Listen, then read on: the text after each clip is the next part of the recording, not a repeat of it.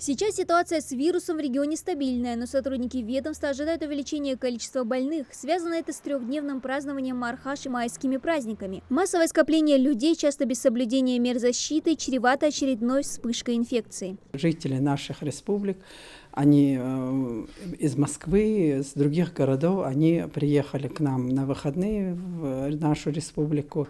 И поэтому мы боимся, что у нас будет и завоз инфекции.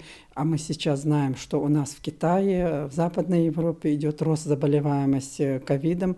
Поэтому есть вероятность того, что из этих стран завезут Российскую Федерацию и, соответственно, к нам в республику. За все время Роспотребнадзором проведено более 850 тысяч скрининговых исследований. За последние сутки 1988 тестов, из них положительных 9. На амбулаторном лечении 76 пациентов. С ковидом госпитализировано 75 человек.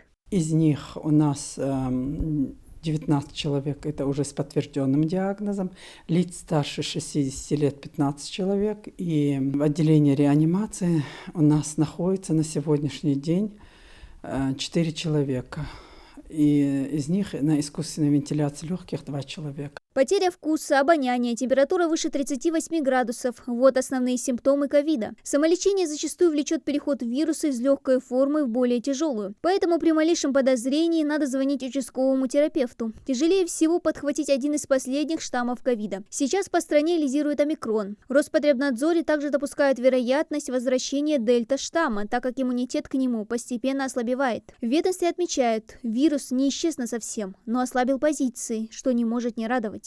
75 человек, которые находятся у нас в лечебных организациях, это тоже для нашей республики пока еще высокая цифра. Но опять-таки хотелось бы сказать, что количество госпитализируемых ежедневно, которые поступают, снизилось, и количество летальных исходов, они уже на протяжении последнего месяца, у нас не было летальных исходов. Пока лучший способ уберечь здоровье от вируса – вакцинация. Правда, антитела, выработанные благодаря прививке, некоторое время держатся на высоком уровне, но со временем их количество снижается. Ведомство призывает население проходить ревакцинацию с интервалом в полгода. Ну и, конечно же, соблюдать всеми знакомые меры профилактики, главное из которых – масочный режим и дезинфекция. Это частое мытье рук, обработка их дезрастворами, обработка поверхностей, с которыми мы соприкасаемся. Это дверные ручки, это гаджеты наши, здоровый образ жизни и частое проветривание помещения. Все эти меры профилактики, они актуальны, и на сегодняшний день вероятность того, что вы заболеете, если вы будете соблюдать меры профилактики, она минимальна.